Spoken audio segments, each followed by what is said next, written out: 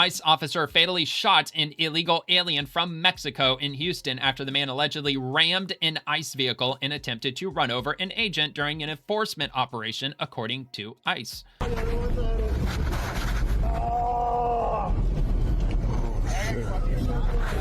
Oh, shit.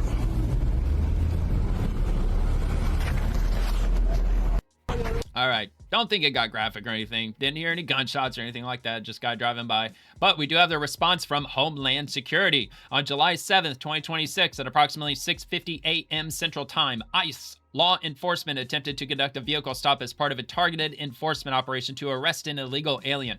The driver of the vehicle, Lorenzo Saldago Araujo, an illegal alien from Mexico, attempted to evade arrest.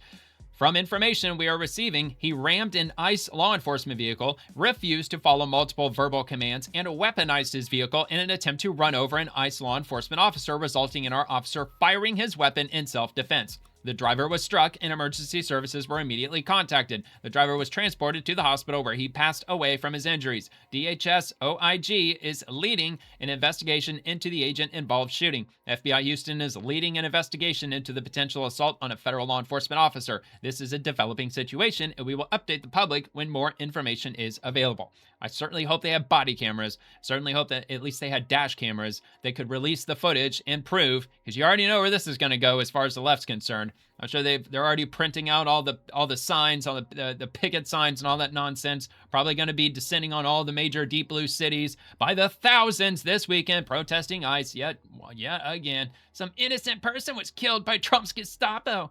From ABC News, Immigration and Customs Enforcement officers shot and killed a Mexican drug national during an incident in Houston on Tuesday. I have no idea why I thought drug. The agency said. So when they frame it the way that they frame it, now you kind of understand why I'm assuming that there's probably going to be widespread protest this weekend, because they just simply say that ICE shot and killed a Mexican national during an incident. They might as well have said an innocent Mexican national. They might as well. And CNN probably did say that exactly. So, all right. So because we got the statement from Homeland Security, this is the swamp. So I'm going to go with the officials as opposed to the mainstream media. I will be fair, though. I'll link it, and you can check that out down below in the description, abcnews.com. That might be the only ABC News article that I have for tonight's video. So that will probably be the only one below if you want to read into the details. If you trust ABC News, it'll be down there for you. And from Secretary Sean Duffy, Tobias Toby Forsyth was just 21, a star goalie for the UMass Lowell soccer team with his whole life ahead of him. On Sunday, his life was stolen. A massive semi-truck driven by Bekzod Asrarov rammed the back of Toby's car on I-71 in Madison County, Ohio, killing him instantly. At the crash scene, the truck driver ripped out his dash cam and hid it in his pocket. He failed his English language proficiency test, and state troopers had to use Google Translate to talk to him. We cannot let truckers like Asrarov, who can't read our road signs or speak to law enforcement, drive an 80,000-pound rig on America's highways. I'm praying for Toby's family and loved ones after this horrible loss. We will never stop fighting to keep these dangerous truck drivers off the road so no other parents have to endure this unimaginable grief. So passed away, unfortunately, instantly on Sunday because they didn't say whether if he was an illegal immigrant or not. I'm assuming perhaps he might not be, because I'm sure Secretary Sean Duffy would have made that very clear that he was an illegal immigrant. Maybe he was here on a visa or something, but regardless, if you can't read English and can't speak English, I believe it's the law now that you can't be driving a truck, semi-truck. Anyway, sure there's going to be more of that to come. If he is an illegal immigrant or not, I bet we're going to find out in the coming days. Rapid Response 47 from Real Tom Homan, the border czar. We've removed thousands of illegal immigrants with CDLs. The DHS is working with Secretary Sean Duffy and his department. The problem is, in places like New York, ICE and CBP can't even get access to the DMV database to run the checks. Thank God, Todd Blanche, who is the acting attorney general, is suing these cities as they come up and will continue to sue. That way, this incident won't happen in the future. That's exactly what they're trying to stop. Well, look, we removed thousands of illegal aliens with CDLs. We're working very closely with many states. DHS is working hand in hand with Sean Duffy and his department. So the problem is we're working very well with red states. Blue states is still a struggle, right? Places like New York, I mean, ICE and CBP can't even get access to the DMV database to run the checks. So, you know, the continuation of sanctuary states, sanctuary cities, you know, thank God, you know, God Blanche is suing these cities as they come up, and we got to keep suing them. But we're out there, you know, Dana enforcing law. We're out there looking for these illegal alien CDLs. In the last 5 days, ICE has arrested over 10,000 illegal aliens, which is a record for the agency. So we're hitting on all cylinders. There's just a lot of these people to find, but we're out there every day looking for them.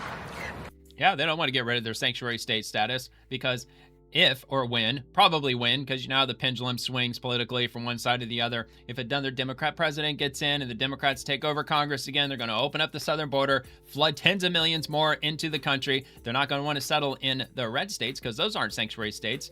The beacons of light will be in the blue states with big sanctuary state signs, and they're going to flood them in and try to I suppose, usher in some form of direct democracy. So that way the majority rules, because we're the ones with all the innocent human beings, the American migrants that we have in our state that we do count. But all of that will go away if we just simply get rid of, or we simply add a non-U.S. citizen to the census, or at least ask the question and then omit them from the census, because illegals should not be counted in the census. It's absolutely ridiculous. Only Americans should be.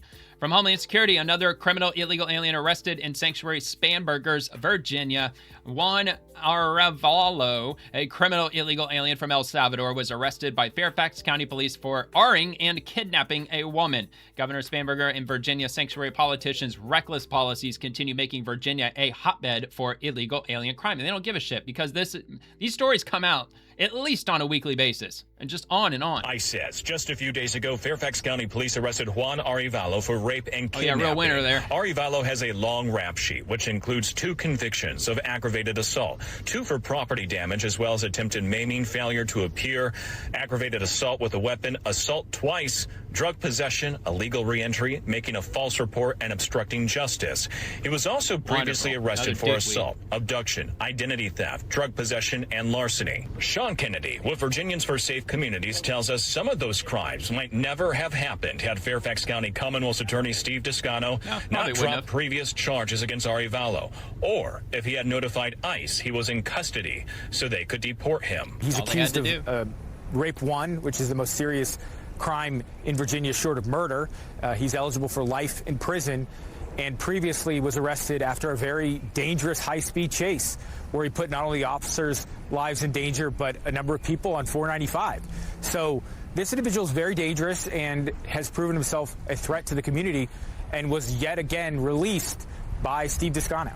In January, Fairfax County Police arrested Arevalo after a high-speed chase on 495. Arevalo bailed out of the car and ran, but police caught up to him and arrested him on outstanding warrants in Fairfax County for crimes including abduction and assaulting a family member. Descano's office dropped those charges along with the fleeing law enforcement charge. And I wonder why he's in Virginia. Oh, because it's a sanctuary state. That's where the worst of the worst criminals find themselves, because they are protected by the politicians that their Americans are voting for. And I don't know why they keep voting for these politicians, but they are. Let's see. Nick Minnock says an illegal immigrant is charged for kidnapping and arring a woman in Fairfax County, Virginia. So if you want to read some of the text in addition to the video, that'll be linked to WIJLA.com. WJLA, not WIWJLA. ABC 7 News. There you go. Let's move on to the next one. And we've got from Homeland Security, violent threats against law enforcement will not be tolerated. Cody Lee Smith from West Virginia, this time, was arrested for threatening both President Trump and ICE agents. Smith called it the ICE tip line and threatened to kill the tip line operator, the operator's family, and ICE agents in Clarksburg, West Virginia. Right now, our law enforcement officers are facing an 8,000% increase in death threats. This violence against law enforcement must end. So yeah, the 8,000 increase. Surprised it's not even higher than that, because they've been using that same number for months at this point. You might want to recheck those numbers, because it's probably even higher than that now. And from FBI Los Angeles, as part of Operation Hardball, the FBI and our law enforcement partners throughout California, other U.S. cities, and in Canada, and India, and Europe collaborated to execute dozens of search and arrest warrants targeting 37 members of violent transnational organizations who are charged with engaging in racketeering, targeted killings, shootings, extortion, the trafficking of bulk quantities of narcotics across international borders, and other crimes around the world. I mean, they just keep arresting and arresting and arresting, man. Escalating violence Keep it up. impacting California, Canada, Europe, and the United States by groups claiming allegiance to Lawrence Bishnoi and Jagu Bhavanporia organized crime groups. These violent acts include political and religious assassinations, shootings, murders, kidnappings, extortions, assaults, weapons, and drug trafficking. During the investigation, FBI agents and law enforcement officials seized over 1,000 kilograms of drugs and dozens of weapons. Some of that is on display here today for you. This case was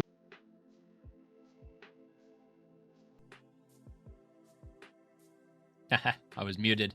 I was saying that the FBI, they've got to have hundreds of operations going on simultaneously. It's like every other day, I come across something from the FBI and they've got another operation. Here's another operation, this one, Operation Hardball. And I believe that I've got another video, no, not a video, but I do have a statement from FBI Director Kash Patel on Operation Hardball, the latest in this FBI successful mission with the interagency to crush organized crime networks. Today, with our brilliant law enforcement partners across the country, as well as Canada, Europe, India, and Mexico, we arrested 24 subjects and charged 37 individuals connected to 3 India-based transnational organized crime groups with charges including racketeering, extortion, narcotics trafficking, and multiple targeted killings, including even the 2023 assassination in Canada of a prominent Indian political and religious figure. The work of our Homeland Security Task Force and foreign partners like the RCMP in this case was truly historic, indicting 30-plus subjects across multiple continents in a single operation, and serves a reminder that this FBI and the Justice Department will identify, pursue, and break organized crime hurting American citizens in any corner of the earth. And they tagged in the FBI Los Angeles. Charges announced in transnational organized crime group investigation. An investigation involving murder and illicit drugs led to multiple arrests in California and locations out of the country. And there you go, man. The FBI still hard at work. Another one from Homeland Security. Under President Trump and Secretary Mullen, we will continue hunting down criminals and prosecuting innocent civilians. We got another clip from Homeland Security. This morning, we are announcing the arrest of 10 defendants who have either been indicted by... Let's try that again. This morning, we are announcing the arrest of 10 defendants who have either been indicted by a federal grand jury for trafficking or benefiting from sex trafficking of individuals in the Figueroa corridor. Operation Broken Blade is the first gang RICO case for human trafficking brought in the history of the Central District of California. Oh, wow. The indictment is extremely lengthy and it details out horrific facts of the case. 51 victims, children and young women who are physically and psychologically abused in an exploitation cycle for profit. Children as young as 14 years old, forced into cars with strange men to have sex for money. Wow. That's the type of defendants we're dealing with today. Well, God knows how long Democrats have allowed this to happen. Who knows? Years, decades. Like they really give a shit. They don't seem to give a shit. They got to leave it up to Trump's federal government to take care of business in California. If you enjoyed the video, please like and subscribe to the channel. Check out The Swamp, Monday through Friday at 11 p.m. Eastern, with segments dropping on the daily. Thank you for watching, and have a nice day.